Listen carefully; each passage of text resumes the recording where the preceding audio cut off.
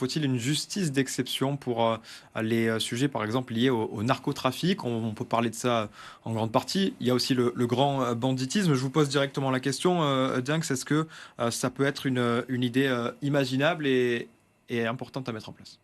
À mon sens, non, je n'estime pas que la justice d'exception doit être mise en place et substituée à, à la justice qu'on connaît. On est dans un état de droit.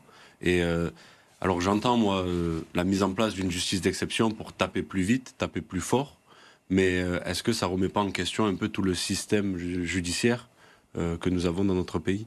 On parle de justice d'exception. Bon, pour être exact, il y a déjà des juridictions autour du narcotrafic, notamment les juridictions interrégionales spécialisées, la juridiction nationale de lutte contre la criminalité organisée, le fameux PNACO, aussi le parquet national anticriminalité organisée.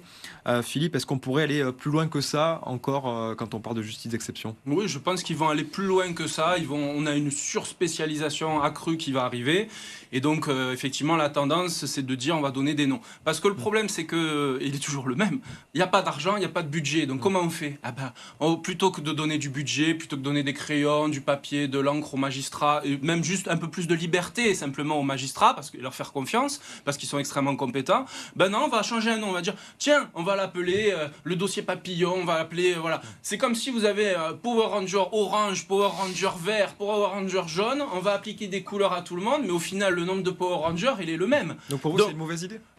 C'est les effectifs, c'est là les moyens qu'il faut. C'est pas réalisable en tout cas. Non, c'est un effet d'annonce, c'est du marketing. Je veux dire, c'est à partir du moment où on a une marque qui marche pas très bien, ben on va la changer, on va dire c'est un truc pchit avec du citron. Eh ben on va faire la même chose là. Et donc en réalité, le but c'est quoi? Le but c'est que parce que comme il n'y a pas de moyens, qu'est-ce qu'on fait? Eh ben on dit vous allez être membre du Guiarga ou du Tekala. Oh ouais, d'accord, c'est beau. Oh, on va être membre de ça, on va lutter contre le truc. Non, c'est parce qu'on fait des catégories parce qu'il n'y a pas de budget. Donc comme il n'y a pas de budget, on attribue comme ça. Vous allez faire quoi à la cantine? Vous allez avoir des magistrats qui vont être la gommette jaune, vous mettez tout cela, la gommette orange parce que vous faites le parquet financier, vous mettez là. Non, les magistrats ils sont tous ensemble, ils mangent tous ensemble. Et d'ailleurs c'est une grave erreur de segmenter les magistrats et de les cantonner, parce qu'en fait, leur plus grande force, en réalité, c'est qu'ils ont un domaine transversal et qu'ils vont dans différents contentieux, et qu'en réalité, ils ont cette main beaucoup plus experte, beaucoup plus agile quand ils ont touché à plusieurs domaines. Vous dites que ça pourrait exister, même si vous êtes plutôt contre. Dinks, comment on pourrait imaginer que ça puisse aller plus loin? À quoi ça pourrait ressembler, cette justice d'exception, si on voulait aller plus loin que ce qu'on disait il y a quelques minutes?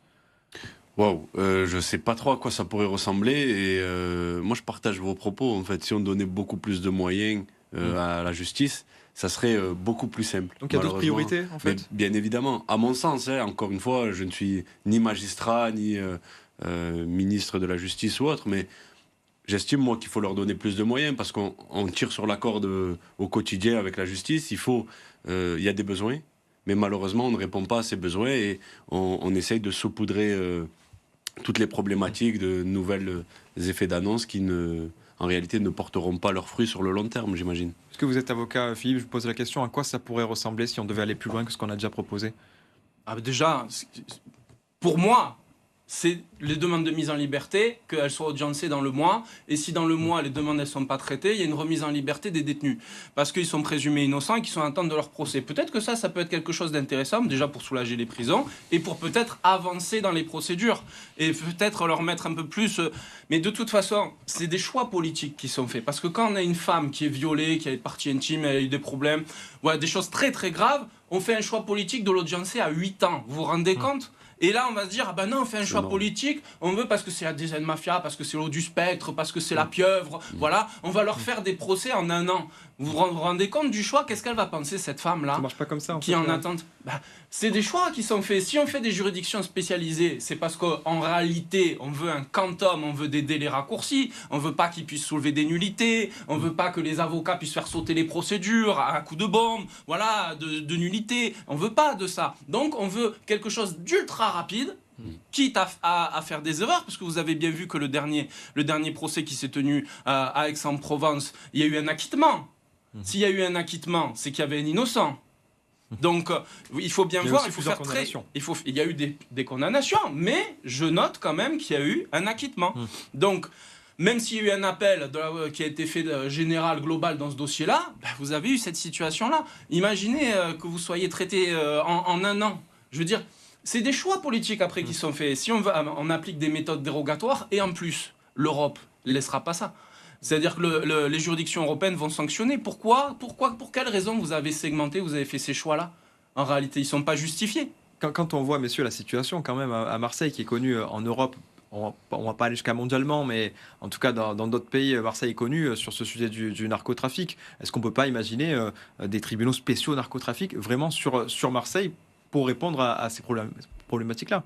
Est-ce que vous comprenez que ça pourrait être une idée qu'un de nos téléspectateurs se dise, bah oui, pourquoi pas? Oui, mais est-ce que le problème est pris dans le bon sens? C'est ça la vraie question. C'est pourquoi Marseille est connue pour le narcotrafic et pourquoi ces gens-là sont menés à intégrer ces réseaux de narcotrafiquants. Il y a un vrai sujet et tout est politique en réalité. C'est là où on s'en rend compte. Moi j'aime bien les propos que vous teniez, maître, parce qu'en réalité, on voit que on n'est pas, il n'y a pas une transparence totale sur ce qui est fait et il y a même un déséquilibre, je veux dire, par rapport aux situations. Alors oui, narcotrafic en ce moment, c'est la tendance, on en parle de partout. Il faut lutter, il faut faire passer un message, il faut montrer que la justice est là contre le narcotrafic. Mais en réalité, il faut une justice qui est forte au quotidien sur tous les sujets, qui soit efficace sur tous les sujets, que ce soit le narcotrafic ou les viols ou la pédophilie ou tous ces sujets-là doivent être traités de manière efficace et rapide. Sur le narcotrafic, être plus répressif, aller plus loin encore sur cette justice-là, est-ce que ça pourrait marcher si sur le terrain, il n'y a pas une stratégie claire et nette de lutte contre ce sujet-là? Vous vous positionnez sur in fine, c'est-à-dire sur la juridiction, est-ce que le tribunal peut être, ou une cour peut être réunie à un instant T. Mais moi, je vois le problème qui est déjà existant. On est sur tout pour mes clients, c'est détention exceptionnelle sur prolongation exceptionnelle, sur prolongation exceptionnelle, sur prolongation. Vous avez le ministre qui est venu à Aix-en-Provence, il a fait le constat, il va falloir, même l'avocat général dit, il va falloir faire remettre en liberté les personnes parce qu'au bout d'un moment, elles sont présumées innocentes. Il y a quand même certains principes de base qui doivent être respecté.